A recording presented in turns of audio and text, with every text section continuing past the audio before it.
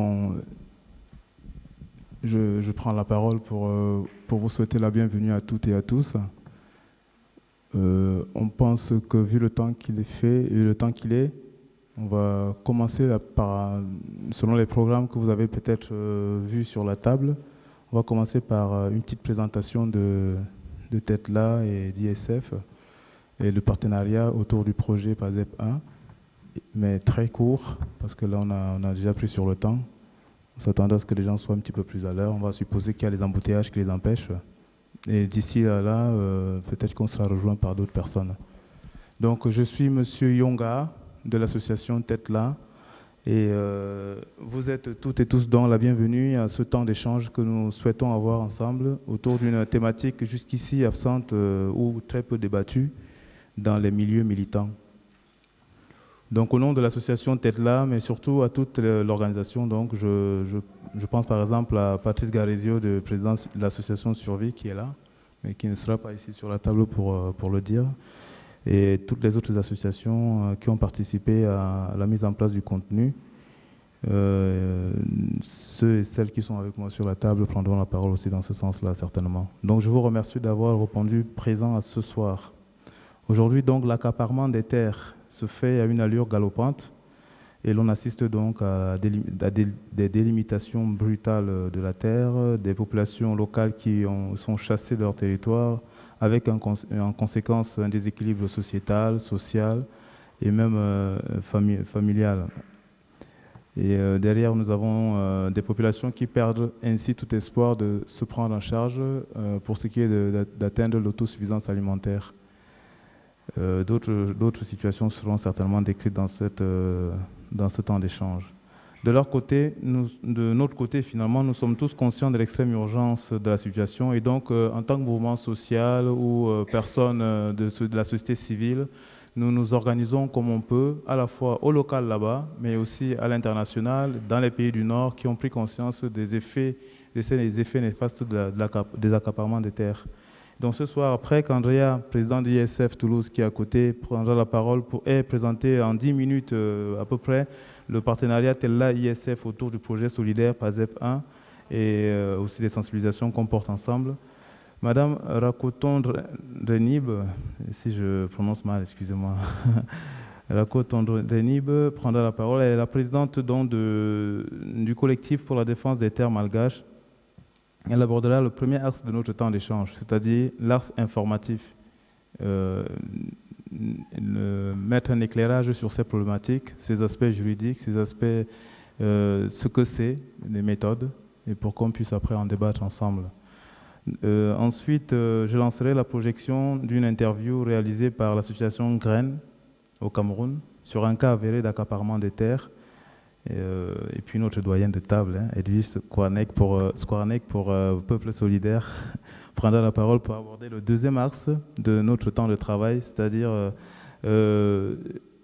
les réponses citoyennes, la nécessité, l'indispensable nécessité de les mettre en connexion, de les mettre en réseau, de les mutualiser, d'informer et de former les réseaux locaux pour que finalement les réponses citoyennes soient percutantes et fortes. Donc voilà à peu près comment se passera notre temps d'étude. L'échange qui va suivre donc avec vous, notre temps de travail je voulais dire, l'échange qui va suivre avec vous donc après tout ce que je viens d'énoncer, prendra la forme des contributions ou des questions d'information sur les accaparements des terres. Après, Manu Dada viendra devant nous interroger son tambour dans une présentation artistique qui s'appelle « Le cri du tambour ». Je laisse donc la parole à Andrea pour cette présentation succincte du partenariat ISF TETLA. Bonjour. Donc, comme Théophile, c'est un peu fort. Comme Théophile l'a dit, donc je représente ici l'association Ingénieurs sans frontières Toulouse, association donc qui travaille donc en partenariat étroit avec TETLA sur un projet d'aménagement d'une source d'eau potable au Cameroun. Je vais peut-être d'abord, dans un premier temps, revenir rapidement sur ISF, en fait, donc Ingénieurs sans frontières, qui est une association de solidarité internationale étudiante, qui ici, donc à Toulouse, regroupe des étudiants, des élèves ingénieurs essentiellement, des différentes écoles toulousaines, donc à la fois l'École nationale supérieure agronomique de Toulouse, l'ENSAT, des élèves de l'ENSET, des élèves de l'Institut national des sciences impliquées, donc de l'INSA, et donc véritablement une association étudiante inter-école. Pour revenir en fait assez rapidement, l'association en fait prend forme dès les années 1980, donc elle est formée en 1982, d'abord à Paris et très rapidement, donc au début autour de l'idée de monter des projets de solidarité internationale et de permettre aux ingénieurs et aux élèves ingénieurs de participer et de mettre en service leurs connaissances techniques et leurs capacités techniques donc au service de projets de développement dans des pays du Sud.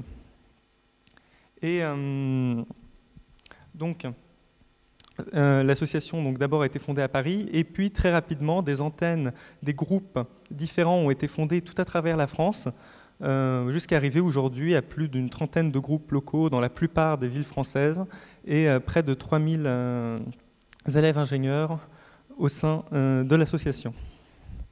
Au-delà donc de cet aspect premier qui était cette idée d'accompagnement d'élèves ingénieurs pour pouvoir participer à des projets de solidarité internationale, très rapidement, l'association s'est donné un deuxième objectif qui est une véritable réflexion sur le rôle de la technique dans la société, le rôle de l'ingénieur face justement aux grands enjeux et aux grands défis soulevés actuellement au XXIe siècle, qui peuvent être donc à la fois et qui en fait couvrent l'ensemble des problématiques des ingénieurs, allant évidemment donc des problèmes agronomiques, agricoles, aux problèmes aussi d'énergie, d'approvisionnement en eau. Donc tous les aspects sont touchés. Et aujourd'hui, donc ces deux aspects se retrouvent donc extrêmement présents au sein de la Fédération d'ingénieurs sans frontières au niveau de la France, mais aussi au niveau des groupes locaux. Chaque groupe, justement, abordant le problème de sa manière. Donc ici, à Toulouse, nous participons donc d'un côté à notre partenariat avec Tetla et nous avons aussi organisé donc différentes interventions et en particulier un débat sur nourrir les hommes et quelles solutions pour l'agriculture de demain. Donc pour en revenir justement au partenariat qui nous lie aujourd'hui avec l'association Tetla, celui-ci en fait a pour but d'aménager une source d'eau potable dans le quartier CCC de Douala au Cameroun, où la population actuellement connaît donc c'est près de 30% de la population qui n'a pas accès au réseau de distribution en eau et qui souffre de grandes difficultés à accéder à de l'eau correcte, à de l'eau potable, sachant même que l'eau présente au sein de ces réseaux de distribution souffre de grands problèmes de qualité. Alors, l'idée étant, à ce niveau, d'aménager donc cette source et de permettre, en mettant en place un bassin de potabilisation, donc le plus robuste possible, de permettre donc d'améliorer cette qualité de l'eau et de permettre aux gens d'accéder à l'eau dans des meilleures conditions. Vous pourrez voir au niveau donc, des différents supports de communication qui sont présents sur cette table à la fin de l'intervention, à quoi ressemble actuellement ce point d'eau, mais il y a des photos, c'est un point très marécageux où les gens viennent et se retrouvent à prendre de l'eau au niveau d'un tuyau qui sort à même du sol, un système qui est aménagé il y a plus d'une quarantaine d'années et donc qui se retrouve en fait complètement désuet et qui pose de grandes questions et de grands problèmes. Donc face à ça, Ingénieurs sans frontières Toulouse apporte un soutien donc, qui est à la fois technique avec l'étude de la mise en place de ce bassin de potabilisation, mais aussi toute la réflexion qui se retrouve autour avec la sensibilisation donc, des gens sur place, avec une véritable réflexion sur comment faire accepter justement ce nouveau système d'accès à l'eau par les gens localement, de les associer au projet et aussi voilà, donc, de réfléchir à toutes les démarches du projet.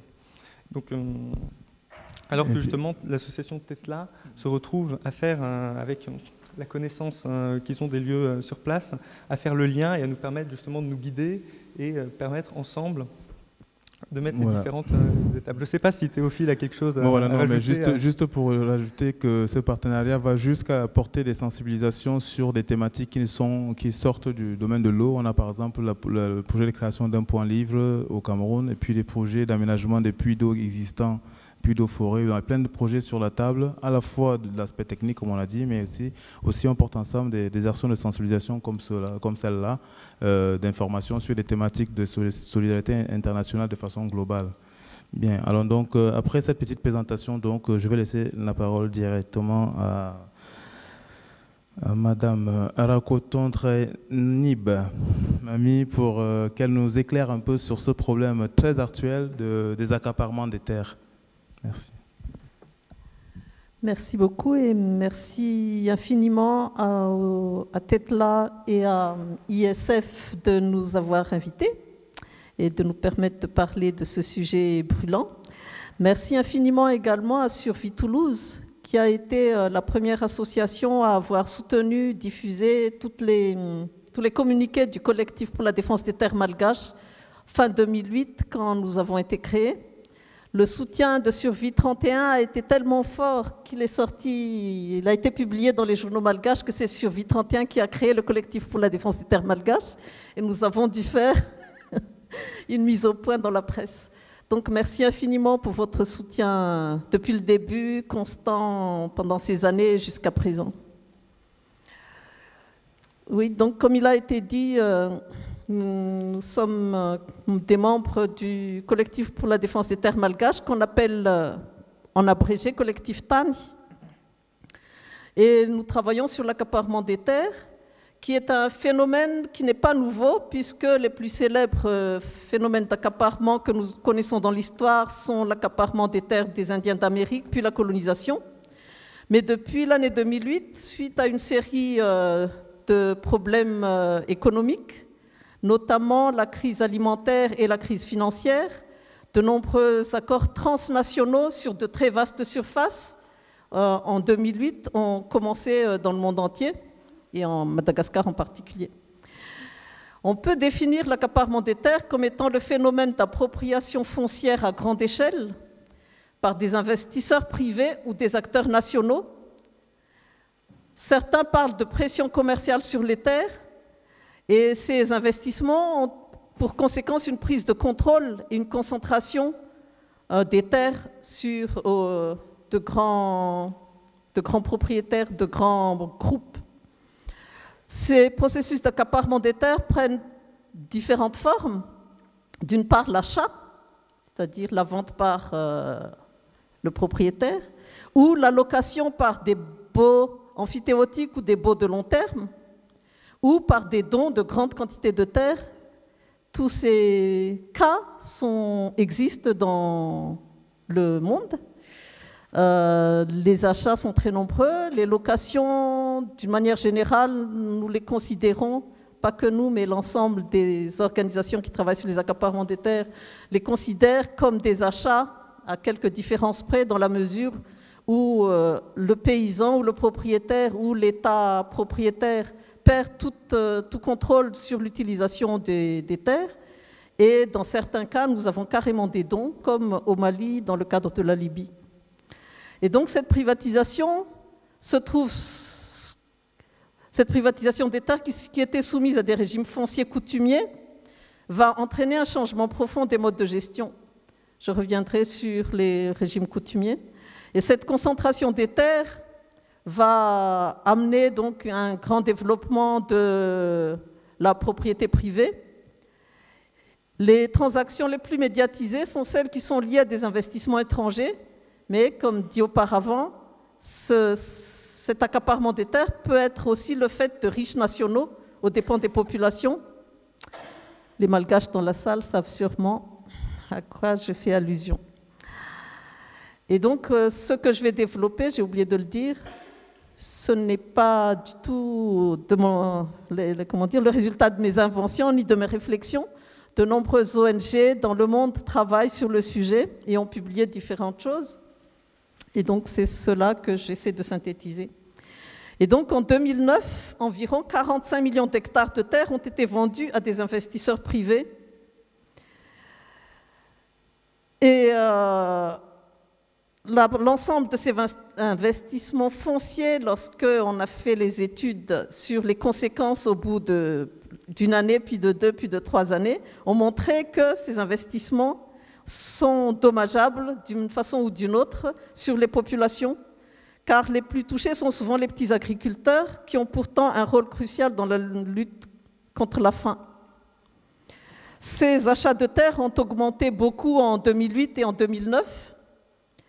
Et on aurait pu penser qu'ils auraient pu apporter des bienfaits, mais en fait, les investisseurs ont choisi ce mode nouveau d'investissement parce que la terre est un investissement encore meilleur que les actions ou que les chevaux de course ou les 20 millésimés, dit le document que j'ai en face de moi. Et ces investisseurs peuvent être des entreprises, mais aussi des pays qui agissent avec le soutien des autorités locales ou des administrations centrales. Dans la plupart des cas, ils ne consultent pas les populations qui découvrent un jour des tracteurs débarquer sur leur terrain, et ils apprennent de cette manière que leurs terres ont été vendues à des investisseurs. Mais quelquefois, les investisseurs passent des accords avec les chefs locaux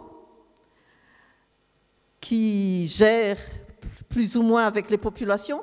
Mais je parlerai vers la fin aussi du cas de Madagascar, où après des problèmes rencontrés dans le projet Daewoo, les investisseurs ont tendance à discuter avec les populations locales, mais ils ne donnent pas toutes les informations de manière complète, mais délivrent seulement les informations qui pourraient amener les populations à accepter, d'une part. D'autre part, il y a une notion d'inégalité et de déséquilibre important entre les avocats et les négociants des investisseurs, souvent transnationaux ou multinationaux, par rapport aux paysans qui sont en face et qui ont tendance à n'avoir pas de notion de contrat, à accepter les promesses quelquefois sans contrat écrit et quelquefois acceptent des prix en échange, des prix très bas en raison de leur pauvreté. De nombreuses études ont été réalisées, notamment sur les surfaces concernées, mais d'une manière générale, il n'y a pas du tout de transparence sur ces contrats. Il est difficile d'obtenir des informations. Et sûrement, un grand nombre de transactions ne sont pas répertoriées. En tout cas, dans toutes les études, aussi bien réalisées par des ONG que par la Banque mondiale, que par la FAO, que par diverses institutions, il s'avère que l'Afrique est la cible privilégiée de la ruée sur les terres, avec 134 millions d'hectares de transactions répertoriées. La deuxième cible est l'Asie, et les troisièmes victimes sont les pays anciennement colonisés, ainsi que l'Amérique latine, mais également les pays de l'ancienne Union soviétique. Pourquoi il a disparu? Oui, si, c'est bon, c'est moi qui ne le vois pas. Excusez-moi. L'autre problème, donc, déjà évoqué, c'est que les élites nationales et les autorités centrales ou locales jouent un rôle majeur dans les acquisitions de terres, même si l'accent est communément mis sur les acteurs étrangers. Alors, qui sont les accapareurs? Donc, sur cette carte, nous voyons que... C'est pas grave, on ne voit pas bien.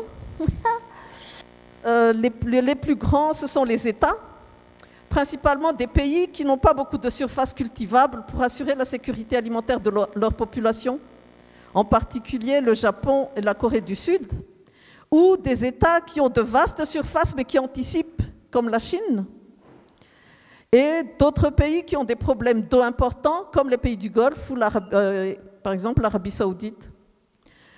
Les autres investisseurs accapareurs sont les entreprises multinationales ou transnationales, mais également de petites sociétés, dont certaines s'initient à l'agriculture alors que leur domaine d'expertise était différent. Ce n'est pas une petite société, mais l'exemple d'une société qui s'est initiée à l'agriculture est l'exemple de Daewoo, dont nous savons qu'il est spécialiste en voitures et en appareils, en gros appareils sur les chantiers, je ne sais pas comment on les appelle. Et puis tout d'un coup, ils se sont intéressés à l'agriculture. Mais les nouveaux accapareurs de ces dernières années sont les fonds de pension et les fonds souverains, ainsi que les banques et les assurances.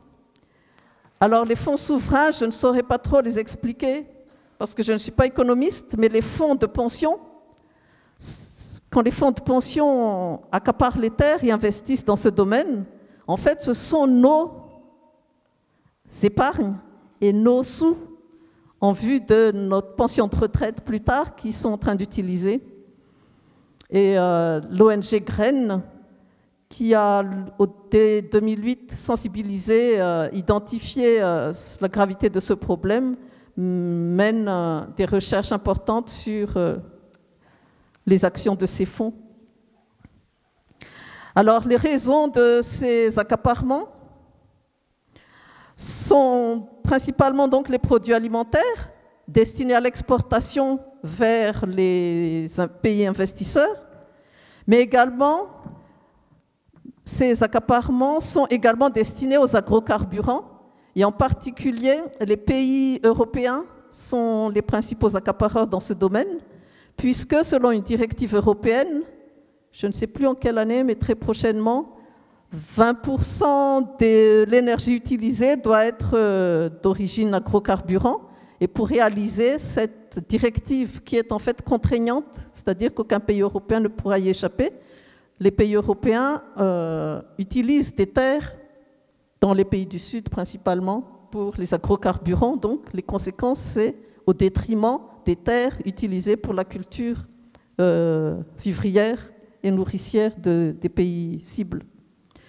Les ressources forestières également font partie des raisons des accaparements de terres, puisque je ne suis pas non plus spécialiste du crédit carbone, mais de nombreuses aires protégées dans les forêts sont désormais développées, et ces forêts qui servaient aux populations locales pour leur nourriture, pour chercher des médicaments, comment on appelle ça ? De la phytothérapie, pour leur bois de chauffe, etc., deviennent interdits pour les populations qui y vivaient auparavant. Dans certaines zones à Madagascar, il y a des rizières dans ces aires protégées auxquelles les paysans ne peuvent plus accéder.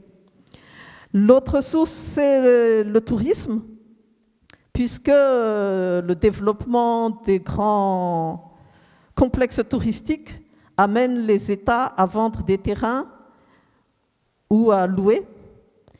L'autre aspect très important aussi, ce sont les ressources minières et énergétiques, puisque les terres dont on va utiliser le sous-sol pour chercher des minerais, les paysans qui vivaient dessus sont expulsés. Dans les pays plutôt du nord, mais également dans des pays du sud, l'urbanisation amène également des accaparements de terres, le développement d'autoroutes ou l'extension des villes. Mais il existe le dernier point, un peu inattendu, mais que l'on a découvert également au cours des recherches, c'est la spéculation. Donc des terres sont prises par des investisseurs, ils n'y font finalement rien du tout, mais les stockent pour les revendre plus tard quand le prix de la terre aura augmenté. Oui, donc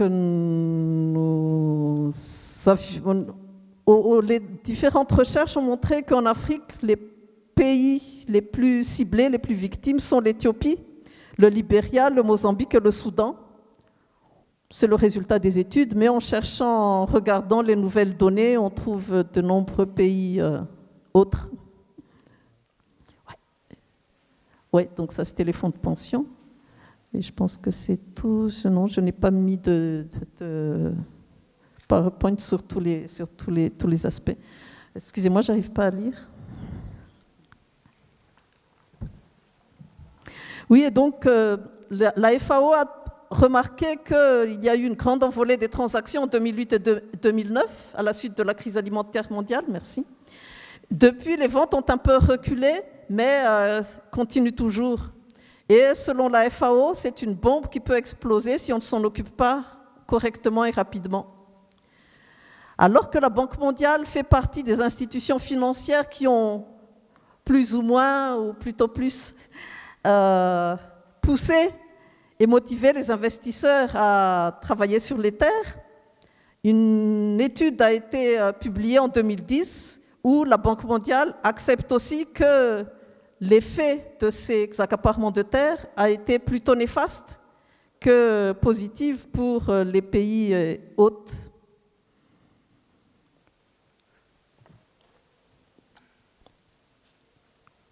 Je prends le cas du Sénégal, par exemple, qui a été victime d'accaparements de terres sur 670 000 hectares. Si vous connaissez le Sénégal, vous voyez la surface est un peu petite. Et cela représente environ 30% des surfaces arables disponibles.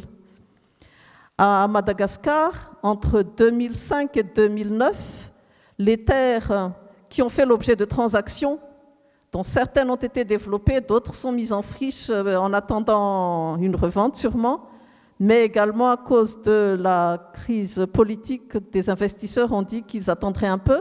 La totalité des surfaces qui ont fait l'objet de transactions identifiées, n'oublions jamais que l'opacité empêche d'avoir des chiffres exhaustifs, représente plus de 3 millions d'hectares, sachant que l'ensemble des terres cultivées actuellement à Madagascar est inférieur à 2 millions d'hectares.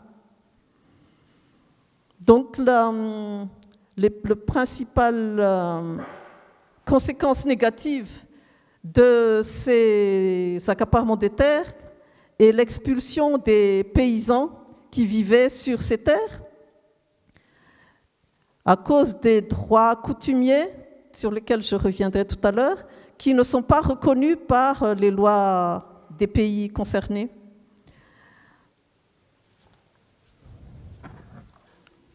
Oui, s'il te plaît. Je préférerais parce que j'ai du mal.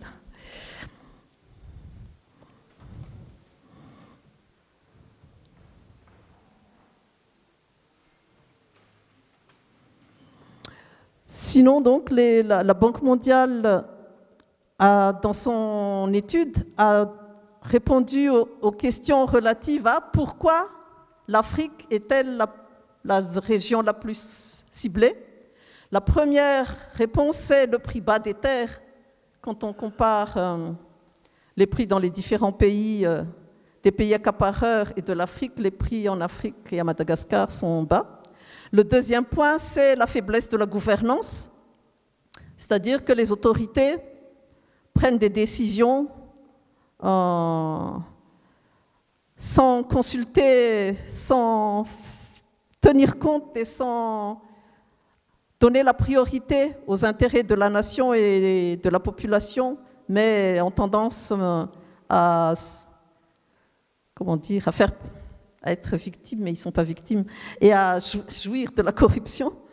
Et le dernier point, c'est une absence de protection légale des communautés locales qui permet aux populations d'être expulsées.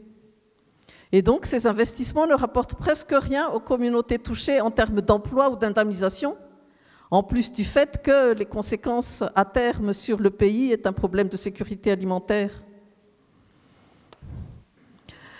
Les méthodes utilisées par les accapareurs, on en a déjà parlé, donc vente, bail amphithéotique, sachant que le bail amphithéotique, très souvent, dure 50 ans ou 99 ans. La question que se posent les Africains et les Malgaches, c'est qui est-ce qui sera là parmi nous dans 99 ans pour récupérer les terres qui ont été louées. L'autre aspect, c'est que, en fait, les études ont montré qu'au bout de 20 ans à 25 ans, la terre utilisée pour l'agro-industrie, utilisant pour des raisons de rentabilité des pesticides et des grosses machineries, rendent les terres quasiment infertiles, on dit ça, peu fertiles au bout de 20 ans. Donc même des baux amphithéotiques de 30 ans ou même de 15 ans en plus du fait que le paysan et les nationaux perdent le contrôle sur l'utilisation des terres, est un problème. On a déjà parlé des fonds de pension. Je pourrais donner beaucoup d'exemples sur des cas de fonds de pension par la suite. Mais au niveau, je passe aux aspects juridiques et aux droits des populations dépossédées. Le problème en Afrique, c'est que dans de nombreux pays, notamment colonisés, il existait auparavant une présomption de domanialité, ce qui signifie que lorsque le colonisateur est parti, il a remis les terres à l'État. Et l'État gère les terres. Au cours de la colonisation, nous avons tous, dans nos pays, subi l'acte Torrens, qui était la nécessité d'immatriculer les terres. En fait, c'est un système à l'aide de titres fonciers, et c'est un système qui était en fait mis en place en vue de l'attribution, de la possession des terres par les colons. Mais l'acquisition de titres fonciers est tellement long, coûteux. À Madagascar, on a évalué à 6 ans ou plus le temps nécessaire à l'acquisition d'un titre foncier, et le coût tourne autour de 200 à 300 $, que dans la plupart de nos pays, aux environs de 10%, un dixième du territoire a fait l'objet de titres fonciers dont la plupart ont été attribués aux colons. Et donc, par la suite, les États, les gouvernements se sont sentis le droit d'attribuer, de louer, de donner même de longues grandes surfaces aux investisseurs, alors que les populations qui vivaient là selon les droits coutumiers n'ont pas eu leur droit d'usage reconnu, leur droit d'existence reconnu. Ainsi, alors que la terre, en plus du fait qu'il a été hérité des ancêtres, et devrait être donnée, léguée aux générations futures, la terre est un outil de travail pour la majorité de nos populations. Et donc ces paysans et citoyens sont devenus des squatters sur leurs terres qui sont susceptibles d'être expulsés à tout moment. En 2011, à Madagascar, le nombre de dossiers sur des conflits fonciers, très souvent liés à des expulsions de population, s'élevait à plus de 2 millions de dossiers. Et actuellement, en 2012, ils sont à 3 millions selon les chiffres officiels. Et donc, les pauvres des zones rurales sont souvent dépossédés de leurs terres et de leurs ressources. La compensation que donnent quelquefois les nouveaux investisseurs ne correspondent pas au coût réel et à la perte de ressources futures des familles. Les estimations en termes de création d'emplois qui existent dans les contrats ne sont pas toujours réalisées, mais même quand ils sont réalisés, après comparaison avec la main-d'œuvre utilisée dans le système traditionnel, en fait, de nombreux paysans perdent leur emploi. Et très souvent, pour attirer les investisseurs, les gouvernements renoncent à un revenu en introduisant des exonérations fiscales ou en proposant des frais de location minimes. À Madagascar, excusez-moi, c'est toujours l'exemple que je prends parce que c'est celui que je connais le mieux. À Madagascar, les bois amphithéotiques, le prix de location est de 80 centimes par hectare par an. Il y a des variations en fonction des contrats, mais ce chiffre-là est le plus souvent appliqué. Au sein des populations, les principales victimes de ce phénomène sont les femmes, en raison de la discrimination systématique dont elles font l'objet, mais également les jeunes qui souffraient déjà de l'insuffisance de terre suite aux nombreux héritages des différentes générations, mais en plus, ils n'ont plus de perspective. Et donc, l'autre aspect est la conséquence sur l'environnement.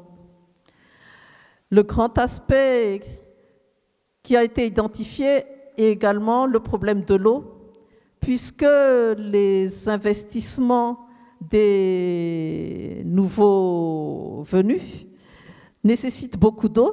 Par exemple, pour faire de l'éthanol, il faut 14 fois la quantité d'eau par rapport à la quantité d'éthanol souhaitée.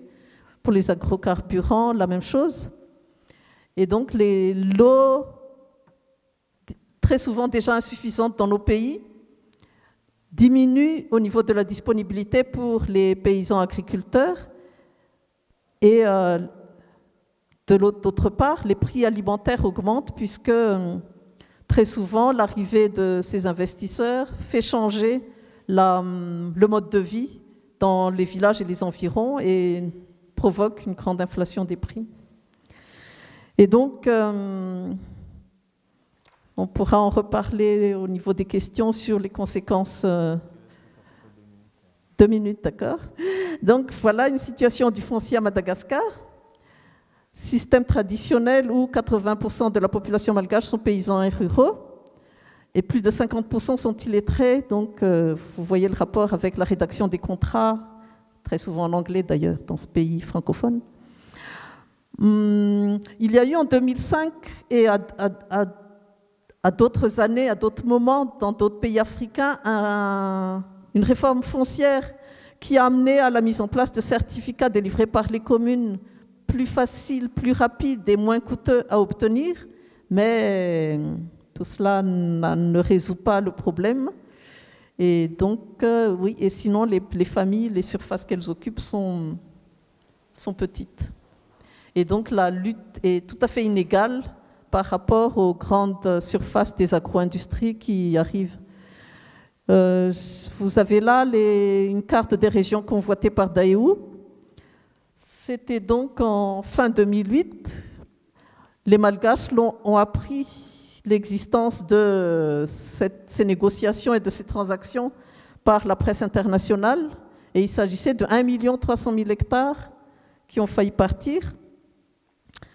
Les Malgaches se sont mobilisés. Le collectif pour la défense des terres malgaches s'est créé à l'extérieur. Mais Daewoo a donc suspendu le projet, en tout cas il ne l'a pas réalisé, mais en 2012, nous avons découvert dans la presse que Daewoo était toujours resté là et qu'il reprend ou continue d'une autre manière ce projet. Donc nous avons du travail, j'allais dire du boulot. Juste pour terminer, le problème au niveau du droit, c'est qu'il n'y a actuellement aucun moyen légal sur le plan international. Il n'y a pas de dispositif juridique pour défendre les populations contre ces accaparements des terres. Et donc, un problème de sécurisation des droits fonciers est brûlant, sont brûlants actuellement. Je pense que je vais en rester là pour pouvoir répondre aux questions plus tard. Donc, nous remercions Mamie, on va l'appeler comme ça en plus court, mais c'est Madame Rakoton-Renible. Voilà, Mamie va très bien, d'accord. Bon, mais merci pour cet explicatif. C'était un peu le but, cet axe-là, de lever quelques zones d'ombre sur les méthodes, sur quelques chiffres édifiants, et aussi sur le vide juridique qu'il y a sur la question, en tout cas d'un point de vue international. Mais que malgré cela, la société civile se met en place à la fois locale et ici, par le biais des collectifs. Mais de suite, je vais rajouter à ce que nous venons d'entendre une projection, dont je vais encore devoir éteindre, pour passer une interview qu'a fait l'association Grain, le Grain, au Cameroun. Il s'agit de l'interview d'un responsable du CODEN, comité de développement d'une commune qui s'appelle Ndo. Ici, on dirait Ndo, mais c'est Ndo chez nous, NDO. Et donc, ce responsable parle d'un cas précis. Il s'agit d'un cas avéré d'accaparement de terre par la Sosucam, une société qui fait du sucre et qui est une filiale d'une société française cotée en bourse et enregistrée à Paris, RCS de Paris, qui s'appelle la Somdia Group. Et donc, ce petit interview, il est très court, mais il dit à peu près le ras-le-bol, l'incapacité, la limite de la résignation qu'il y a dans l'attitude qu'il a, ce monsieur qui s'appelle Dieudonné, et qui a l'impression de lutter contre une cause un peu plus forte, même beaucoup plus forte que lui ou qu'eux. Donc on va l'écouter ensemble avant de passer au deuxième axe de notre temps de travail, qui est la mise en place d'une mise en réseau des solutions ou alors des réponses possibles ici et au local. Bien, du coup, je passe la parole à Edwige, qui va nous montrer, donc, nous parler de l'importance de ce deuxième axe de notre temps de travail, qui est la mutualisation et la mise en réseau des réponses possibles, d'ailleurs sur toutes les thématiques de solidarité internationale. À toi, Edwige. Bon, alors je vais commencer par parler un petit peu de ce qu'est la société civile. D'après ce qu'a dit Mamie et de ce que vient de dire Dieudonné, le problème, c'est que les gens sachent s'organiser pour arriver à être forts pour se défendre. Mais ils ne peuvent pas le faire tout seuls, donc il faudra aussi qu'on sache, comme il vient de dire Théophile, vous organiser aussi. Alors, qu'est-ce qu'on appelle la société civile? Ce sont des personnes, des groupes de personnes qui s'organisent, qui ont des activités, principalement l'agriculture, des professions libérales, l'immobilier et des activités intellectuelles, qui s'organisent et qui, théoriquement, agissent en dehors de l'État. Mais, très souvent, ces organisations-là, dont les ONG, pour financer ce qu'elles doivent faire, sont obligées de mettre l'État dedans, puisque c'est des dossiers qu'on fait pour l'État. Donc, ça veut dire qu'il faut faire très très attention. Bon, alors, il y a donc, on va voir la société civile là-bas. Comment, comme dit Théophile, la société civile ici, et de quelle manière on peut travailler ensemble. Je prendrai peut-être un peu comme exemple ce qu'a dit, comment tu t'appelles? André. C'est le nom de ma petite fille. Alors, le problème, c'est déjà que dans les pays du Sud, ils sachent s'organiser. Ils sachent s'organiser, sachant, comme a dit Mamie, du point de vue des paysans, mais ils ne sont pas les seuls à pouvoir travailler, parce qu'ils ont besoin d'autres, d'avocats, de choses comme ça. Et le problème qu'a bien soulevé Mamie, et que j'ai vu à peu près dans tous les pays où je suis allée, c'est qu'ils sont... alors je vais prendre surtout l'exemple du Mali, puisque c'est ce que j'ai pris là. Ils ne savent ni lire ni écrire, les lois n'existent pas, ou si elles existent, elles sont inapplicables. Donc ce qu'il faut, c'est que les paysans puissent évoluer dans leurs responsabilités. Voilà. Parce que pour eux, ils ont un lien d'attachement à la terre très fort. Mais c'est plutôt pour d'autres, ils ont bien des mécanismes de solidarité au quotidien, mais davantage ça répond à des logiques familiales, ethniques, impersonnelles, qu'à une appartenance au statut paysan. Donc travailler la terre, pour eux, ça ne suscite pas le besoin de protéger une identité collective, parce que pour eux, ils travaillent pour faire manger leur famille, et c'est tout. Donc, ils ne sont pas préparés actuellement à pouvoir s'opposer de façon efficace auprès de leur gouvernement d'abord, qui théoriquement devrait être l'intermédiaire, comme l'a dit Mamie, l'intermédiaire entre les bailleurs, et ils ne sont pas capables de pouvoir arriver à se monter suffisamment pour être dynamique et pour lutter contre leur pays. Donc là, on pourra les aider aussi. Alors, ce qu'il faut faire, c'est quand même de savoir de quelle manière on peut les aider à se mobiliser. Parce que moi, je suis allée dans plusieurs pays. C'est vrai que, à part souvent les femmes, bon, la vie est comme ça, alors on laisse tomber, la vie est comme ça. Et ça, c'est vraiment difficile de faire bouger ça. Alors quand même, de temps en temps, il y en a des qui sont, par exemple, je prends l'exemple du Mali. Au Mali, ils ont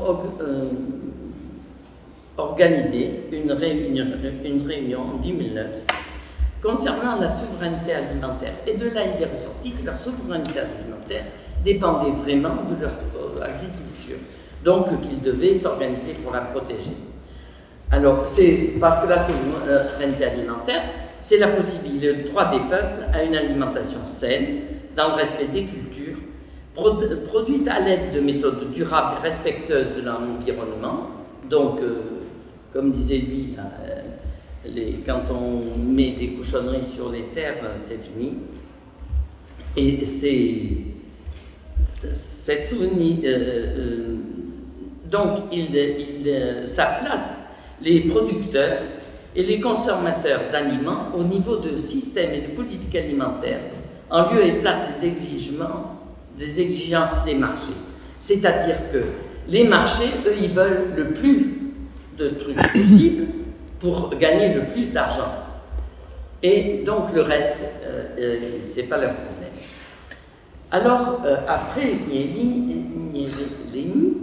il y a eu un travail de sensibilisation et de réflexion des sociétés civiles dans les différents pays internationaux qui a abouti au Forum social mondial de Dakar en février 2011, qui a abouti à l'appel de Dakar contre les accaparements de terre. Et ils en ont appelé, du coup, au Parlement et aux gouvernements nationaux pour que cessent tous ces accaparements fonciers massifs en cours ou à venir, et que soient restituées les terres spoliées. Ça, je pense qu'on peut toujours espérer. Donc, ça nécessitait de sécuriser les droits fonciers, et de les faire, les sécuriser, c'est-à-dire, et de les faire appliquer. Non, ce n'est pas seulement le fait de faire des lois, mais il faut que ces lois doivent être appliquées. Et dans certains pays, c'est très difficile qu'elles soient appliquées, parce que il y a un grand éloignement, donc il faut que l'organisation locale soit très forte pour y arriver. Et alors, ils se sont aperçus quand même qu'après, ils ont refait une conférence à Niéli en 2011 et ils ont fait une première évaluation. Et ils ont vu que quand même, ils ont trouvé que comme cet accaparement de terre était mondial, ils devaient s'unir et travailler tous ensemble de tous les pays. Donc là, ça a été quand même une première victoire. Et ils ont pensé que dans ce cas, il fallait mener un gros travail de plaidoyer auprès des différents pays, dans les différentes organisations, non seulement paysannes, mais toute la société civile, quoi. Que ce soit les avocats, que ce soit les enseignants, que ce soit, il devait y avoir toute une approche pour pouvoir être fort pour se défendre. Bon, alors, donc, ils ont pensé qu'il y avait une première réaction positive parce que ils sont arrivés à... Oui. Parce que le problème, c'est que vous, ici, peut-être vous vous intéressez à tout ça, donc vous avez une idée de ce qu'est. Mais le public n'en sait rien du tout. Et donc là, il est très important de le faire connaître. Mamie a parlé de l'histoire de Déou. Pourquoi ça a marché, Déou? Parce que la presse internationale s'est mobilisée et des associations, Survie, le Peuple Sourd, ont fait des pétitions. Donc tous les gens se sont dit « Ah zut, là il se passe quelque chose ». Donc c'est notre travail à nous de nous organiser, comme a dit Théophile, et de pousser les gouvernements. Bon, pour lutter contre l'insécurité alimentaire, la malnutrition, dégradation de l'environnement et la santé. Moi, je rajoute. Alors, donc, j'ai pas beaucoup de temps, je me dépêche. Donc, de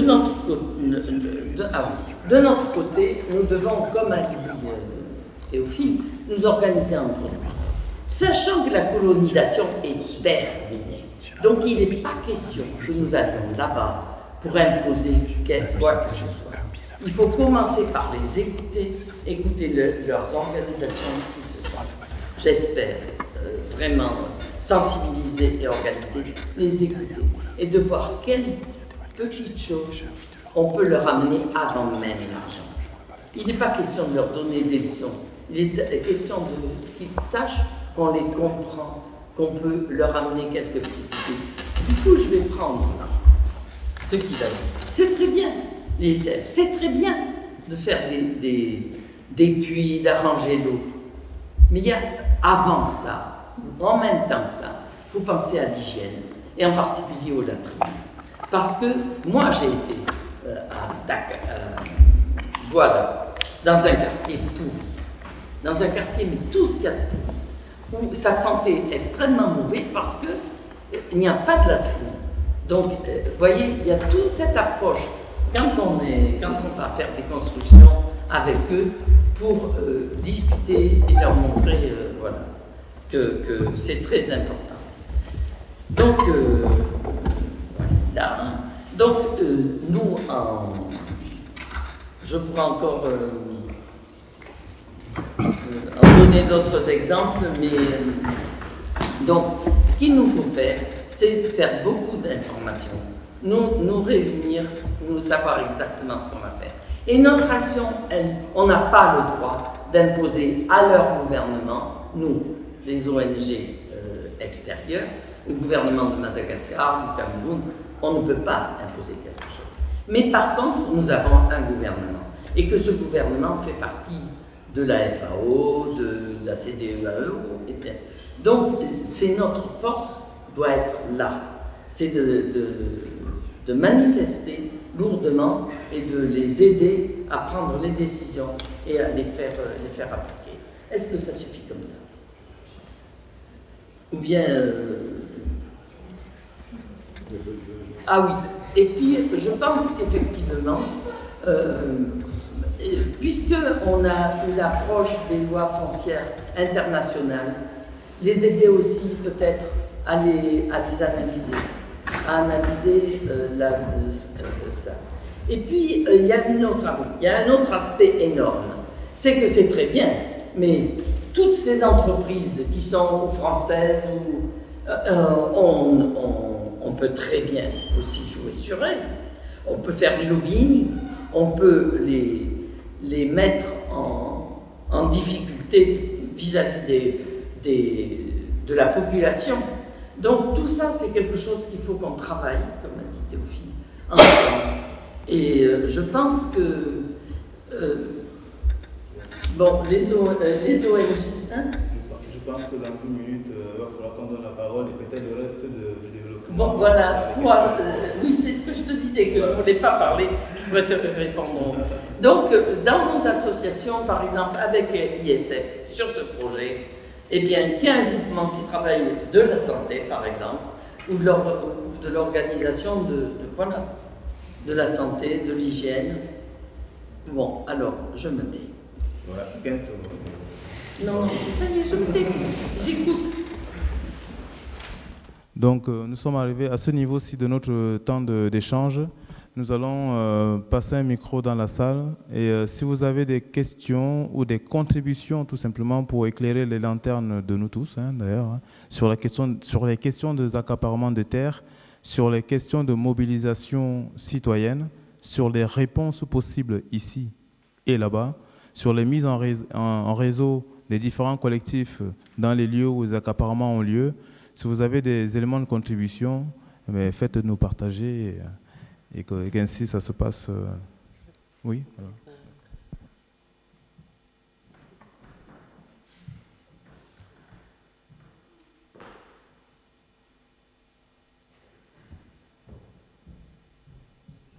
Oui, bonjour, c'est parfait. Vous avez parlé tout à l'heure de l'affaire Daewoo à Madagascar et qui avait servi quand même à renverser le pouvoir en place parce qu'ils ont soi-disant mis fin à ce système. Et vous avez dit que Daewoo maintenant ça revient, alors qu'ils étaient, à l'époque, ils ont pas une démenti, mais ils ont arrêté cette prospection. Déjà, c'est un convoitise, mais ce n'est pas encore un accaparement. Donc, il y a une nuance entre accaparer et convoiter. Il y a après les gens de la Châtie actuellement qui sont au pouvoir. En fait, ce n'est pas la population qui l'a mené au pouvoir, mais ce sont les militaires. On connaît très bien, mais il est parti là, la survie. On sait très bien qui était derrière. C'était la France-Afrique et Bourgie, le reste.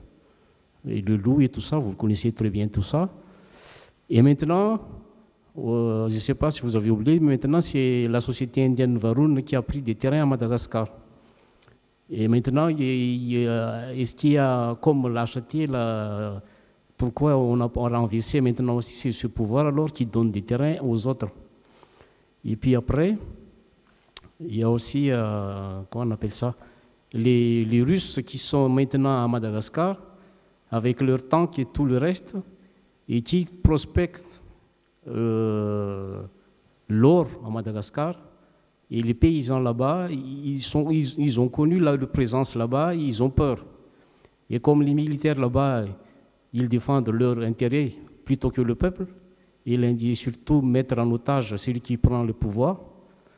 Donc ça aussi c'est à voir.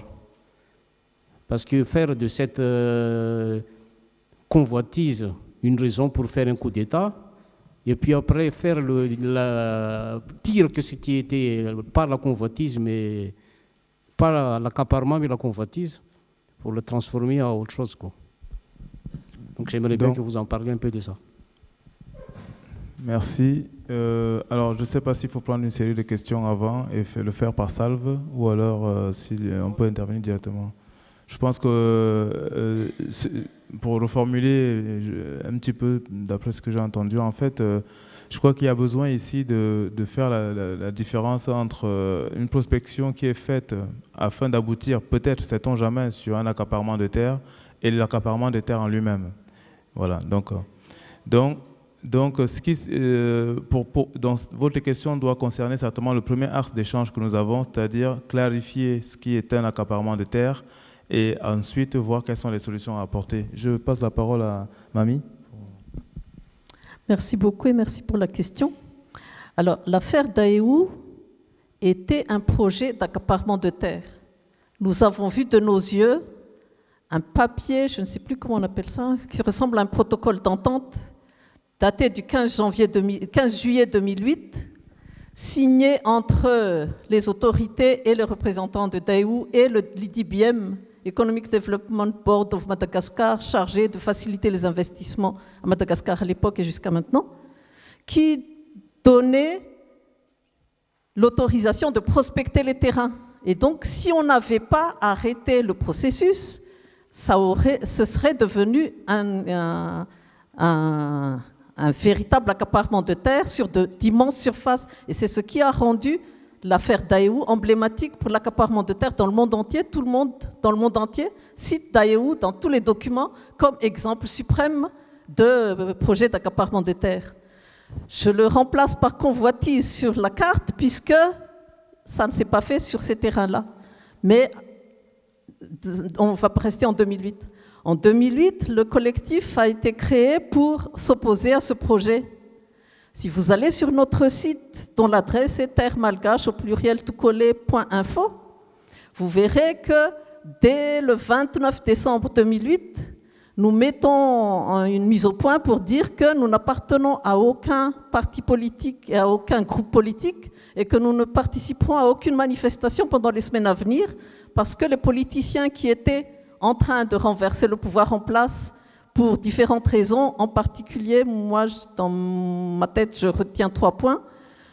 Ce n'est pas seulement l'affaire Daewoo qui a renversé le pouvoir, mais l'achat de l'avion de 60 millions de dollars pour lequel le FMI a demandé au président pourquoi vous achetez un deuxième avion et où avez-vous, alors que vous en aviez un tout beau, et où avez-vous trouvé les sous? Il a répondu 30 millions viennent du FMI pour un projet je ne sais pas lequel et 30 millions c'est de ma poche. Ça c'était le premier point. Et le deuxième point c'était la fermeture des médias du maire de l'époque.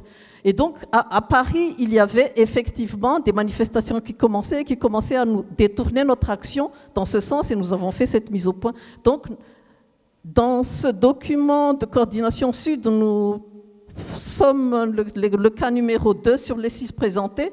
Nous faisons une mise au point sur le fait que ce n'est pas grâce à nous que le pouvoir de cette époque a disparu, mais c'est une action combinée de protestations contre l'affaire Daewoo et des actions des politiciens. Le deuxième point que je voudrais dire, c'est actuellement, et après toute cette affaire, nous continuons à lutter contre les accaparements des terres en envoyant directement des lettres et des protestations au pouvoir actuel. Concrètement, lorsque le pouvoir est tombé et que le nouveau qui est là, le pouvoir de fait actuel, est arrivé, à la sortie du premier conseil des ministres, excusez-moi, mais il faut que je règle cette affaire. À la sortie du premier conseil des ministres, le président le nouveau déclare « Voici les mesures urgentes que nous avons prises ». Et un journaliste de l'extérieur a dit « Et l'affaire Daewoo ?» Et il a répondu « Il est annulé puisqu'il est anticonstitutionnel ». Et aussitôt, de Paris, nous n'avons pas arrêté de harceler le pouvoir pour leur dire « Donnez-nous la preuve que c'est annulé ». Et ils ont envoyé une lettre disant que le contrat n'avait jamais été signé, donc il n'avait rien annulé, c'est affiché sur notre site. Donc voilà pour notre mise au point concernant nos actions et nos responsabilités ou non dans l'affaire de changement de gouvernement. Par contre, nous assumons pleinement nos actions dans l'arrêt ou la suspension de l'affaire Daewoo. Actuellement, à notre connaissance, Daewoo travaille dans une zone ouest sur une petite surface qui commence à étendre. Ils reprennent la culture de maïs où ils avaient déjà planté vraiment du maïs en 2009. Et nous cherchons à avoir des preuves plus grandes pour contredire le gouvernement actuel qui a dit que le projet n'avait pas repris. En fait, on ne sait pas sur quelle étendue, etc. Mais en tout cas, il n'y a pas de contrat actuel, à notre connaissance, entre ce gouvernement et Daewoo. L'affaire Varun a été également suspendue pour des raisons de procédure en 2009, mais nous savons également que Varun continue à travailler à Madagascar. Et en fait, je n'ai pas eu le temps de dire que dans les lois, nous avons une loi que j'appelle souvent scélérate, qui s'appelle 2007-036, qui a été votée par le Parlement le 15 janvier 2008, qui dit que toute société étrangère qui a une filiale ou un représentant malgache a le droit d'acheter des terres. Et c'est grâce à cela que Daewoo actuellement et Varun actuellement portent un autre nom, le nom de leur filiale malgache, et continuent à travailler, mais sur des territoires. Ne vous inquiétez pas, on surveille un peu, même si nous n'arrivons pas à tout surveiller, sur des surfaces très réduites. C'est pour cela que les gens savent, mais ne disent pas beaucoup de choses. Et donc, au niveau des lois, nous avons vraiment aussi des problèmes à régler, donc beaucoup de travail. Merci, excusez-moi. Non, mais voilà, si la réponse est riche, c'est que la question était profonde. Mais s'il y a d'autres personnes, on pourra revenir. Laissons que la parole circule un petit peu quand même. Et après, on pourra revenir sur l'aspect pour une réponse vers monsieur.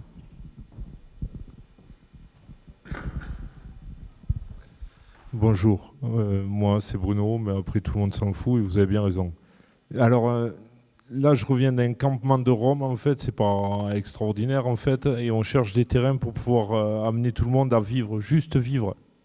Je ne vous demande pas de penser, je ne vous demande pas de réfléchir, je ne vous demande pas d'exister, je vous demande de vivre. Et là, on arrive à des situations où il nous faudrait des terrains pour pouvoir alimenter tout le monde, histoire que les gens puissent s'alimenter et continuer à copuler, histoire que les générations prochaines puissent être là. Et il n'y a pas. Il y a des golfs privés partout dans nos campagnes, des réserves de chasse partout dans nos campagnes, des gens qui font du pétrole ou de l'éthanol partout dans nos campagnes. mais il n'y a pas un morceau de terrain pour qu'ils plantent 3 carottes, un chou-fleur, qu'ils aient un arbre pour qu'ils ramassent les châtaignes et qu'ils puissent alimenter l'hiver. Il n'y a pas ça. Alors moi, à l'Afrique, j'ai installé une scierie au Congo, tout au nord du Congo, dans la Likwala. J'ai fait vivre des gens, j'ai cédé mon industrie aux Congolais d'ailleurs. Je ne sais pas si vous avez une petite intuition, mais aujourd'hui, en fait, il faudrait ouvrir des terrains sans propriétaire afin que tout le monde puisse s'alimenter et copuler, normalement. Et là, c'est vous qu'on renverse. C'est votre existence, vos grandes écoles. C'est à quoi bon?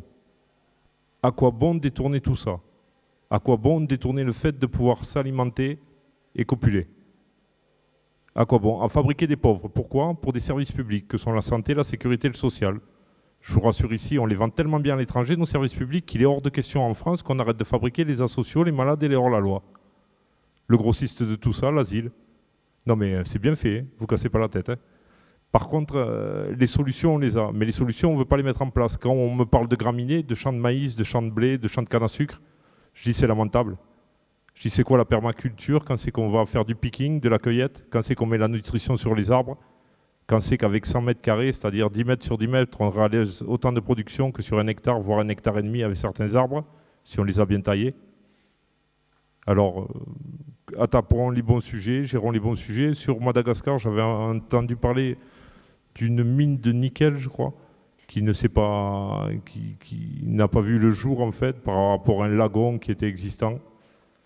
Et sûrement, après, je n'ai pas la connaissance de tout, mais je peux vous assurer que l'information déforme tout, notamment par rapport à nos services publics ici.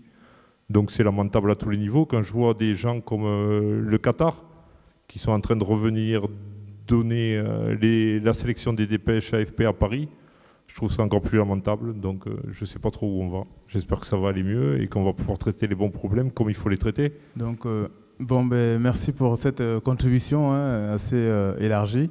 Mais enfin, concernant la recherche des solutions, c'est vrai que, comme disait tout à l'heure Evige, les solutions ne sont pas que citoyennes, elles sont aussi nichées dans les recherches autour des lois, des dispositifs légaux à mettre sur pied qui sont inexistants ou alors plutôt penchant du côté de ceux qui accaparent. Il y a une vraie réflexion idéologique à poser sur cette question. Qu'est-ce qu'on essaie de défendre? La propriété? Qu'est-ce qu'on défend? Est-ce qu'on défend le droit à l'usage du sol pour pouvoir se nourrir? Est-ce que finalement, le fait d'exister et de s'alimenter sont au plus haut point les choses à atteindre avant pour marquer l'existence? Les questions peuvent être élargies, approfondies, aller dans tous les sens. Et si on met tout ceci en regard avec la situation d'extrême pauvreté sur l'extrême minimum inexistant dans certaines contrées, donc il y a des choses à dire. Alors, qu'on soit dans un cas de début d'accaparement ou pas, dans un cas de prospection pour qu'on devienne après en accaparement lorsque tout est vu et tout est signé, de toute façon, il y a une chose qui est certaine, l'information sera capitale. La recherche des solutions, elle continuera toujours. Il y a pas mal de plaidoyers qui sont dans les tuyaux. Il y a les réflexions de terrain, les études menées par des personnes qui sont parties. Je pense par exemple à CCFD, quand je vois Pierre Chasserus devant moi. Je pense au CCFD où on m'a répondu qu'il y a un travail de fond qui est en train d'être fait et qui va sortir sur comment on communique, qu'est-ce qu'on défend dans cette histoire d'accaparement des terres, comment on le présente et les solutions, comment on pose les bases d'une vraie recherche de solutions afin de toujours prioriser l'espoir de l'autosuffisance alimentaire. Les équilibres sociétaux et sociaux qui sont sur place. Et voilà. Si quelqu'un d'autre a une contribution à donner, oui. Je vois des mains. Okay, oui, merci. Donc, merci de m'avoir présenté. Donc, deux réflexions. Bon, d'une part, merci de votre apport, parce qui a démontré à la fois l'ampleur et la diversité des situations. Et en prenant un peu de recul, ce problème de l'accès à la terre est un problème, je ne dis pas de tout temps, mais presque. Nous, on suit des situations au Brésil. On sait bien que le mouvement des paysans sans terre, ça fait déjà un bout de temps. On suit des situations en Inde avec les populations dalits qui travaillent effectivement la terre, mais qui n'ont pas le droit à posséder la terre. On suit des situations également en Amérique latine avec les populations indiennes qui sont régulièrement chassées de leurs terres. On sait aussi que les réformes agraires, ça fait des années qu'on les annonce. Mais donc par rapport à ceci, donc deux pistes, c'est ce que vous avez indiqué, c'est d'une part d'aider le mouvement social dans chaque pays à se structurer, à se renforcer pour que ce ne soit pas la lutte du pot de terre et du pot de fer. Bon, nous, de notre côté, effectivement, nous avons l'habitude d'avoir des relations de partenariat et de faire en sorte, tout à l'heure on a parlé du Forum social de Dakar, faciliter les rencontres pour échanger, participer à des rencontres internationales. On n'a pas évoqué le Comité des Nations Unies pour la sécurité alimentaire mondiale, mais qui fait un travail très très important, et par rapport à ça, agir auprès de nos gouvernements pour que justement ils soient du bon côté. Alors je peux citer un exemple avec ce que Théo disait tout à l'heure. Là on termine une campagne de plaidoyer, puisque nous étions en campagne électorale jusqu'à après-demain, présidentielle puis législative. Bon, présidentielle, ça s'est passé au-delà de notre portée, mais campagne de nos députés. Donc nous sommes allés voir les candidats et nous leur avons demandé des engagements. Dans ces engagements, il y en a deux qui touchent ce que l'on vient d'évoquer à l'instant. C'est d'une part s'engager pour lutter contre la spéculation sur les produits agricoles. Là, il y a qu'on n'ait pas intérêt finalement à mettre de l'argent là-dessus pour le récupérer facilement. Donc que ceux qui n'ont pas à intervenir financièrement dans ce domaine-là se retirent. Bon. Et d'autre part, la responsabilité des multinationales et de leurs filiales, de façon effectivement à ce qu'on ne voit pas ce que vous indiquiez tout à l'heure, c'est-à-dire qu'il y ait des groupes français, ou plus ou moins, qui aillent comme cela et qui se permettent n'importe quoi. Je dirais qu'on a été assez bien accueillis, ce qui était surprenant parce qu'effectivement ces questions internationales ne sont pas les questions qui passionnent généralement l'opinion publique, et nos candidats aux élections effectivement se tournent vers des sujets qui sont plus faciles, si l'on peut s'exprimer ainsi, mais nous avons des engagements maintenant écrits. Et nous allons faire en sorte, en attendant le résultat qui va arriver sous peu, que ces engagements soient tenus, c'est-à-dire continuer à faire du plaidoyer en associant ceux qui voudront y participer, pour faire en sorte que nos hommes politiques agissent comme nous le souhaitons, organisation de solidarité internationale.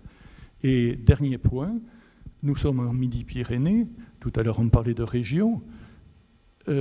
Nous avons déjà donné dans l'accaparement des terres, et en vous écoutant tout à l'heure, je réfléchissais à tout ce qui a été le combat du Larzac, qui est dans notre région. Et tout à l'heure, quand vous parliez de la fatalité des paysans par rapport à un État qui intervient massivement, on ne pourra pas dire qu'il y avait des lois, puisque c'est l'État lui-même qui allait mettre à la porte des paysans pour dire, après tout, ce sont des éleveurs là, de moutons, etc. On va prendre leurs terres et puis on va mettre des chars d'assaut à la place. Ça va être beaucoup plus intéressant.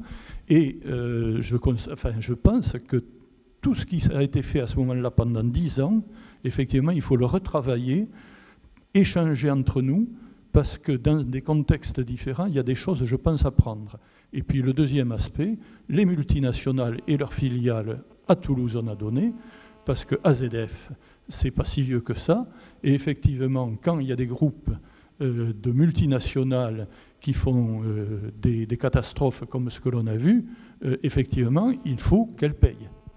Et de ce côté-là, c'est vrai qu'on a eu la chance, nous, d'avoir effectivement des lois qui ont pu être... bon, mais Dieu sait que ces groupes-là ont des avocats terriblement bien payés et terriblement efficaces, et on voit bien effectivement qu'il faut se structurer pour essayer de faire jeu égal. Voilà. Tout à fait. Merci Pierre pour cette intervention. Je vais passer la parole à Mamie qui va certainement relever des points, et puis il y a 2 personnes qui ont demandé la parole au-dessus. Merci. Je voudrais profiter de cette intervention pour remercier CCFT, qui travaille beaucoup avec les organisations paysannes à Madagascar qui s'occupent du foncier. Effectivement, parmi les organisations qui ont manifesté leur solidarité lors de l'affaire Daewoo a existé également le LARSAC. J'ai eu l'occasion d'aller sur place les remercier l'année dernière. Je voudrais surtout insister sur un point qui est que, comme le disait Edwige, nous avons nos idées, nous sommes contre les accaparements de terre, mais les paysans directement impliqués sont les principaux hommes et femmes concernés, et donc nous devons tenir compte de leurs opinions. Ceci explique en partie le fait que dans certaines occasions où tout le monde nous signale de Madagascar et nous avons des preuves qu'un investisseur est en train d'accaparer des terres, nous ne disons rien en attendant que les paysans directement concernés ou les citoyens proches manifestent leur opposition ou leur opinion au sujet de cette affaire, puisque la plupart des investisseurs utilisent des salariés agricoles. Certains d'entre eux donnent un salaire mensuel relativement confortable pour les paysans et ils ne s'y opposent pas. Je vous donne comme exemple pour cela l'affaire Tosi Green dans l'Iurumbe, autour d'Ius, qui actuellement, si vous allez sur notre site, dans une de nos newsletters, nous avons eu des échanges avec le ministre de l'Aménagement du Territoire à ce sujet, parce que nous avons appris, en fait, lorsque nous avons mis en place une pétition sur le site, nous avons vu arriver de manière tout à fait exceptionnelle presque 10 malgaches qui donnent leur nom, prénom en clair, le nom de la commune rurale d'où ils viennent. C'est vraiment exceptionnel parce que les malgaches, d'habitude, ils ne signent pas de manière aussi claire les pétitions. Et le temps qu'on se demandait ce qui se passait, ils nous ont envoyé un message comme quoi une société italienne, Tosi Green, accaparait des terres dans l'Iurumbe. Donc, par la suite, on saura qu'il s'agit d'un projet de 100 000 hectares. Actuellement, 500 hectares sont cultivés de jatropha. Mais par la suite, par d'autres moyens, on a appris que leur projet est 300 000 hectares d'extension. Et légèrement plus au sud, sur la route nationale 7, une société indienne qui s'appelle Landmark cultive du maïs sur 50 000 hectares. Et lorsque nous envoyons des gens observer ce qui se passe, comme il s'agit d'une zone où la densité de population est très faible, donc il y a des parties quasiment désertiques, mes gens envoyés en mission ont tendance à aller dans les villages où il y a beaucoup de gens, et là, ils ne voient aucune opposition. Les gens travaillent sur les terrains comme salariés agricoles de ces investisseurs et ne manifestent pas d'opposition à part quelques commentaires du genre nous espérons qu'un jour ils nous rendront nos terres, etc. Mais par la suite, on a appris que des villages entiers, minoritaires par contre, 4 sur 12 chez Landmark, et on ne sait pas le nombre exact, mais on a un dossier sur 2 villages chez Tosi Green, s'opposent complètement à ce projet. Et donc là, nous pouvons agir. Mais tant que personne sur les populations concernées ne se mobilise et ne manifeste une opposition, nous devons respecter entre guillemets et attendre ou mobiliser ou recueillir des informations, etc. Et donc c'était pour renforcer ce que disait Edwige. Merci. Je pense qu'on est bien parti pour enrichir le débat encore plus. Il y a 2 personnes qui veulent intervenir là. Donc, sachant que c'est vraiment à l'état d'aujourd'hui, pot de fer contre pot d'argile, et c'est nous qui pouvons changer la donne. Si nous pouvons nous mettre ensemble pour réfléchir sur les voies et moyens, mettre en connexion les réponses possibles ou de les mettre en confrontation. Je vous donne la parole, excusez-moi.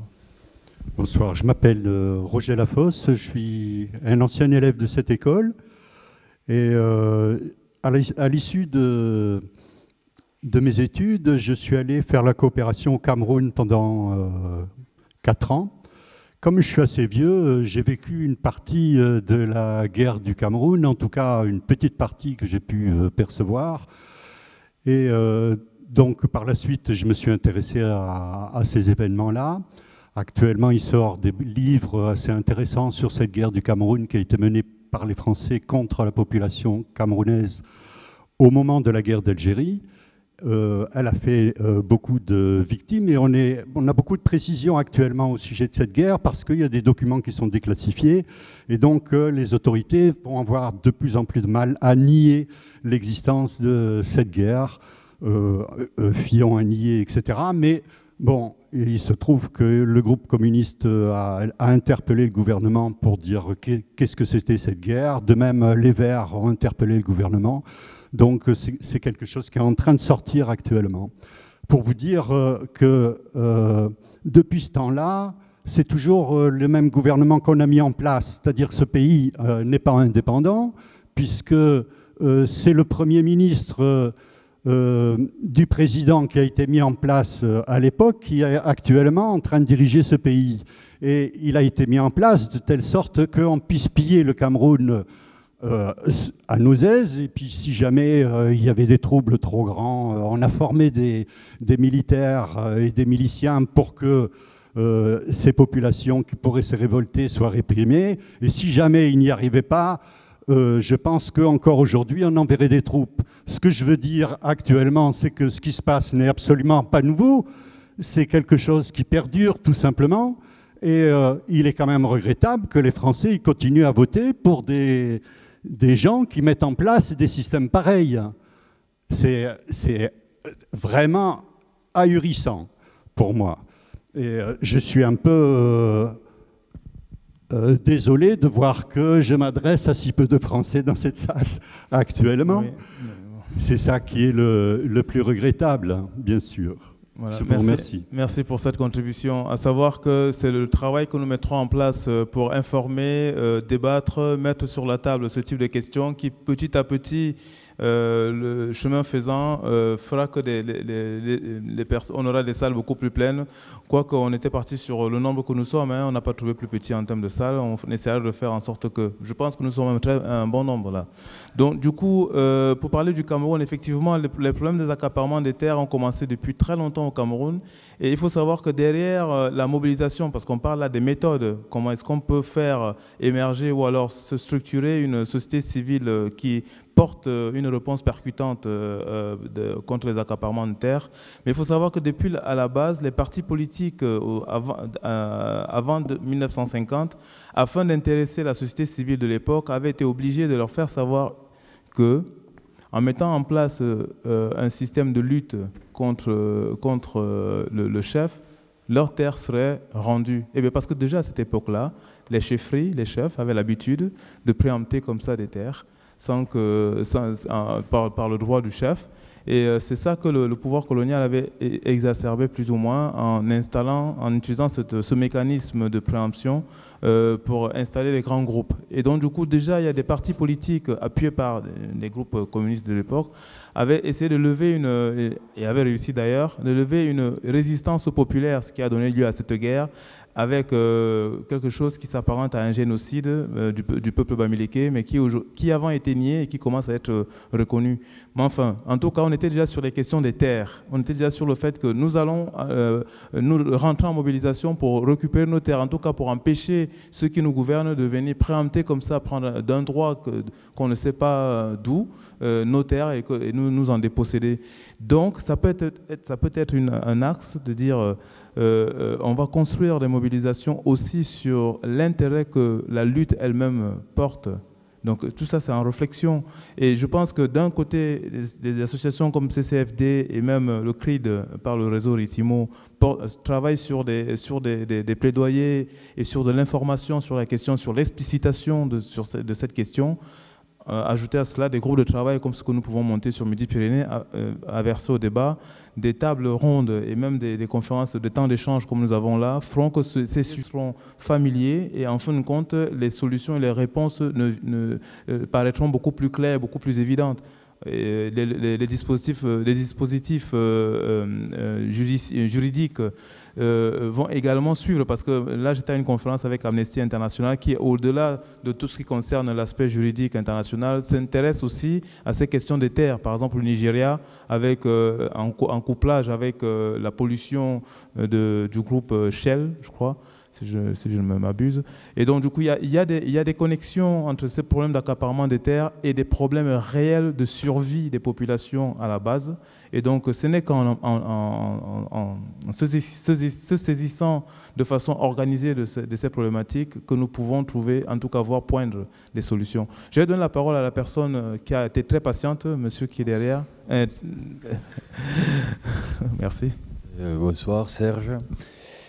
Et donc, pour réagir donc, à l'installation des Roms avec un potager, par exemple, moi, ce qui m'interpelle, c'est le modèle de développement, quoi. Aujourd'hui, en France, par exemple, on est 70 millions d'habitants, il y a 55 millions d'hectares, donc ça laisse une surface assez minime, hein. Bon, après, si on regarde Madagascar, je crois que enfin, c'est grand comme la France et la Belgique, et il y a 25 millions d'habitants à peu près. Ça ne veut pas dire qu'il faut que d'autres personnes prennent les terres, c'est pas ce que je dis, mais quel est le modèle de développement? Est-ce qu'on va vers une société, bon, on va vers là, mais de plus en plus citadine, avec ce que j'appelle une surpopulation des terres qu'il faut exploiter outrageusement pour pouvoir subvenir à des besoins énergétiques d'une population, que ce soit l'énergie pour manger, ses besoins physiologiques, plus de l'électricité, du chauffage, une voiture, tralala, tralala. Donc, quel est le modèle de développement, quoi?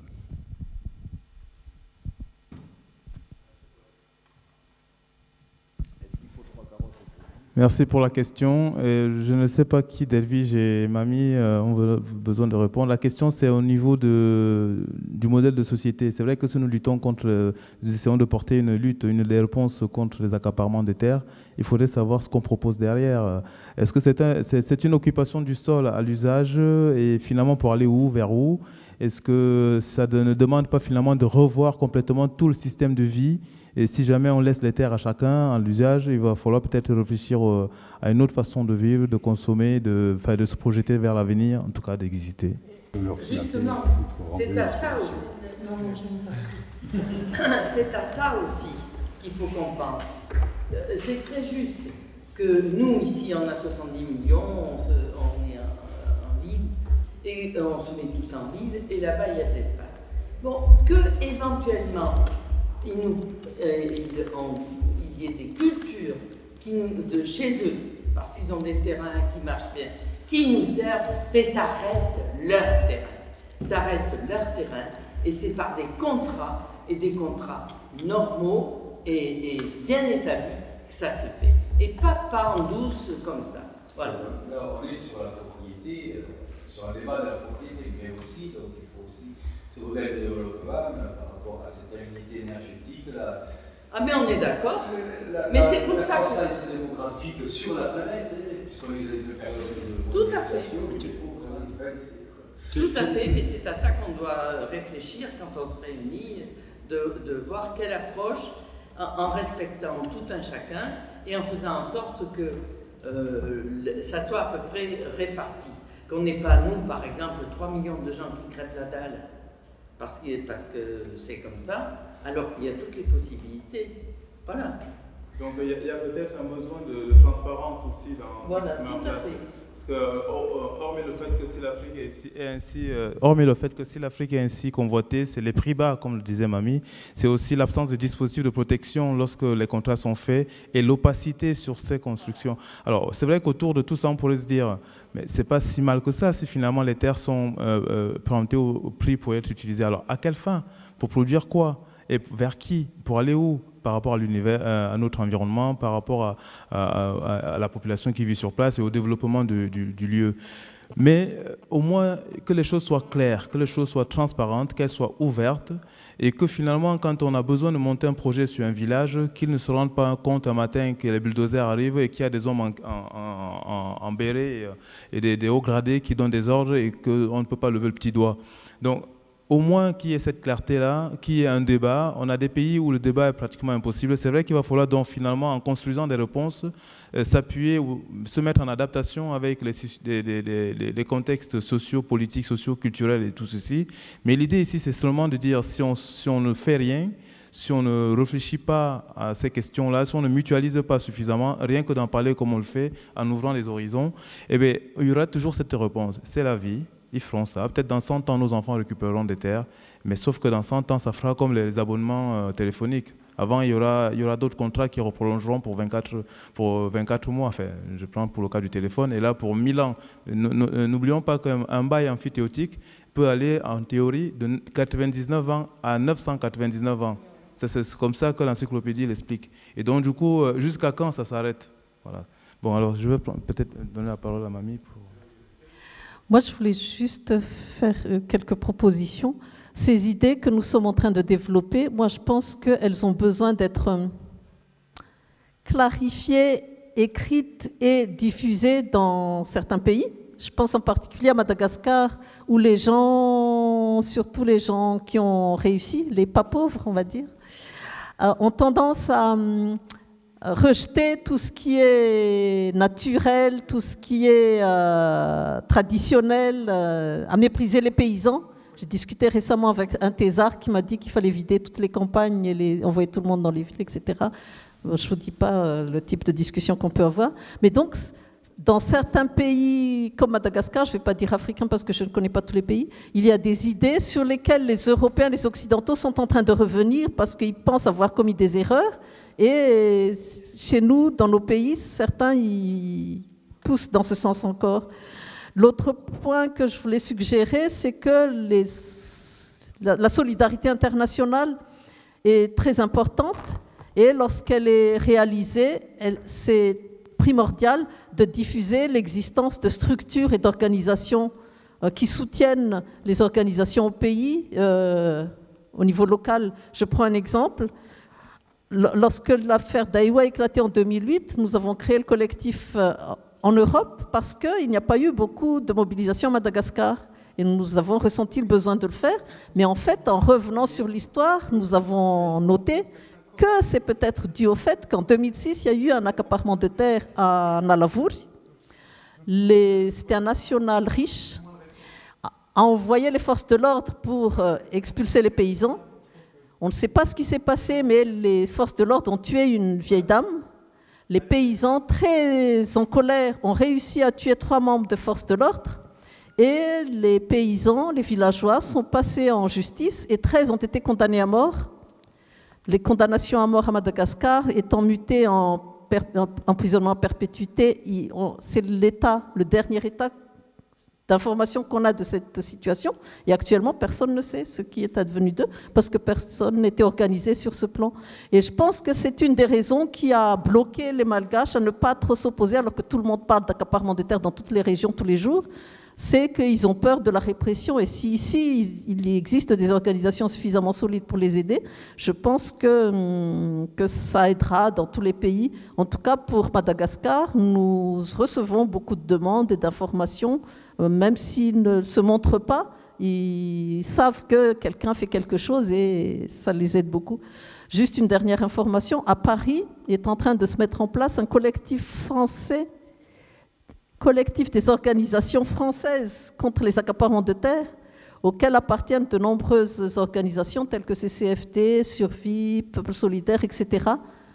C'était juste pour information et je leur transmettrai que quelque part ici, vers Toulouse, il y a des initiatives et des souhaits dans le même sens. Bien, merci. Je vais juste donner 2 éléments et donner la parole à monsieur derrière et puis redonner la parole à vous devant parce que vous aviez voulu également rebondir. Alors, juste 2 éléments, c'est que cette conférence participe d'une longue ligne de conférences qu'on a posée pour 2012 afin d'ouvrir la réflexion sur les constructions de sociétés civiles locales en Afrique structurées pour rendre percutant la réponse sur toutes les thématiques de solidarité internationale.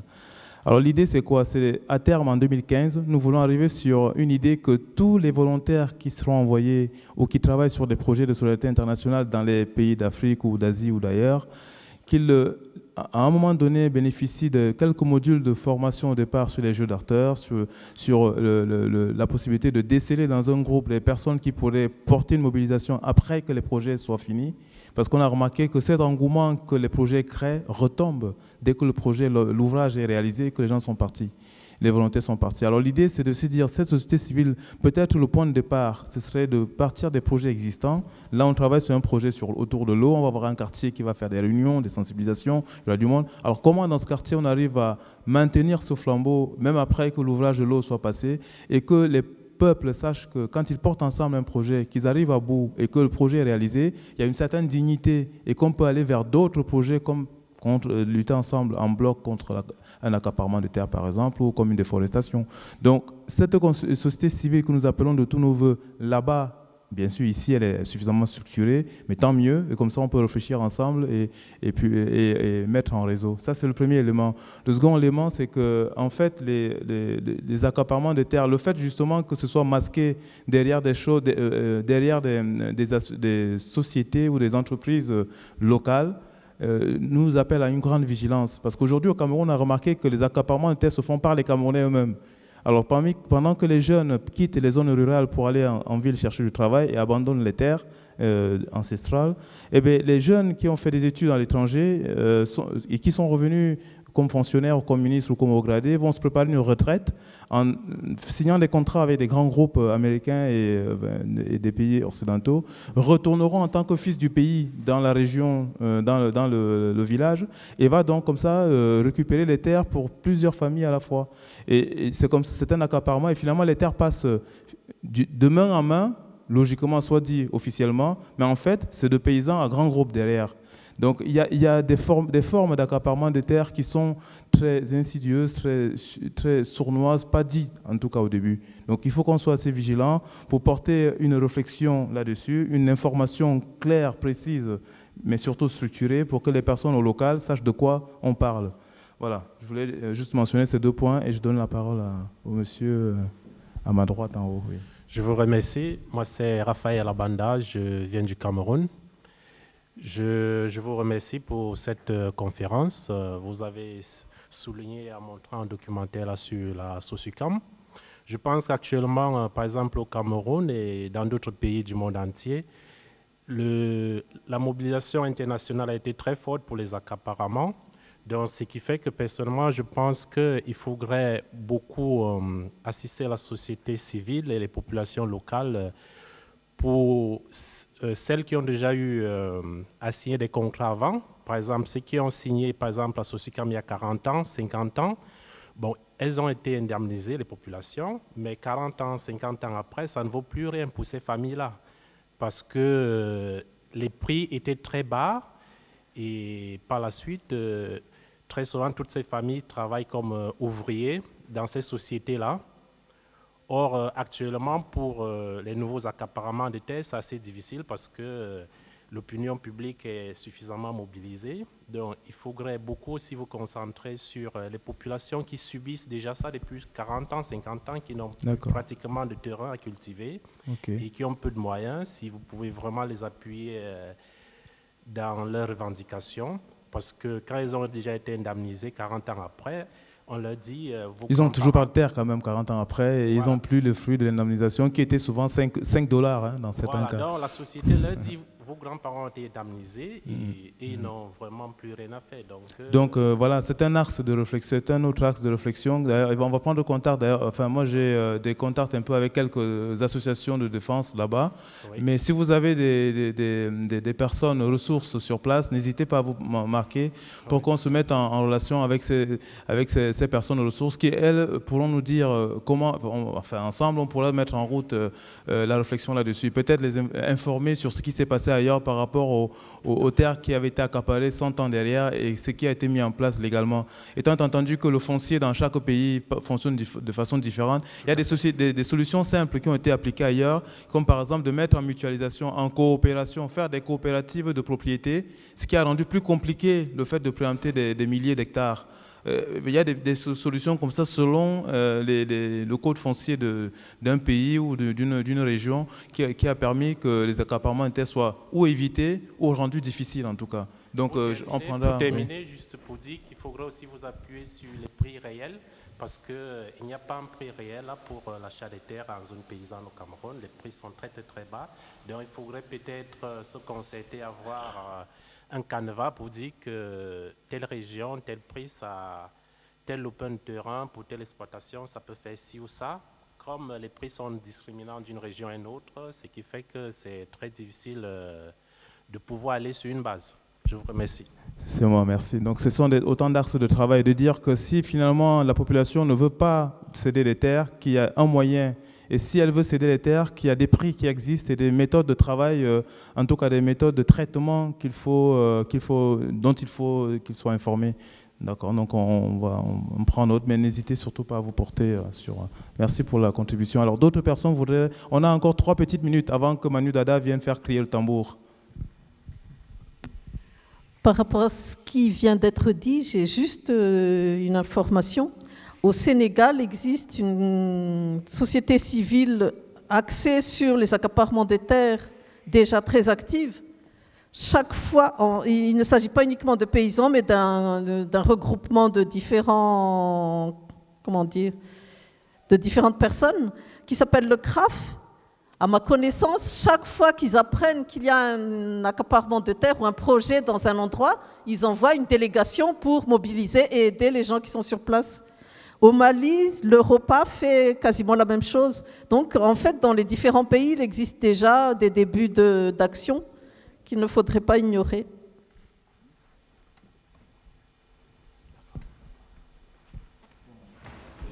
Non, je n'ai pas besoin de micro. Je voudrais quand même rappeler ce qui s'est passé en Afrique du Sud. Il y a des populations qui ont été finalement éliminées en esclavage, d'une part, et leurs terrains ont été pris par les colons à cette époque, les Africains, et qui ont pris leurs terrains. Et déjà 50 ans. Merci. Donc, sur ce, à moins que quelqu'un ait une dernière intervention, oui. Alors, je vais vous apporter le micro parce que...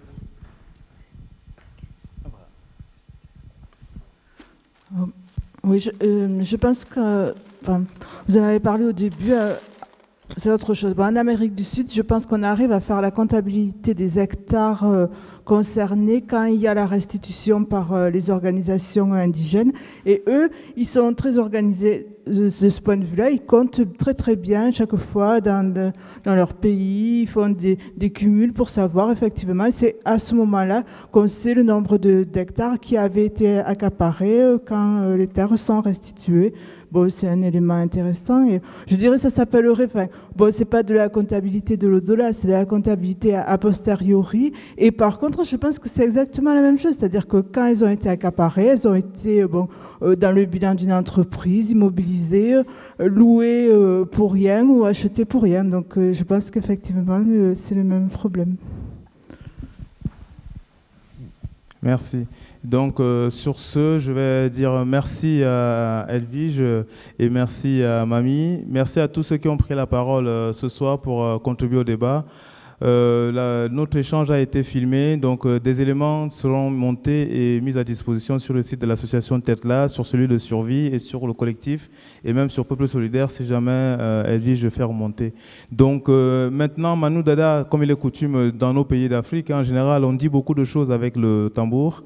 Il va essayer de redire ce que nous avons dit, que ce soit les complaintes, les contributions, les explicatifs et tout le reste. Il va interroger son tambour et ça va durer à peu près 10 minutes ou 15 minutes. Je ne sais pas ce qu'il a préparé pour nous.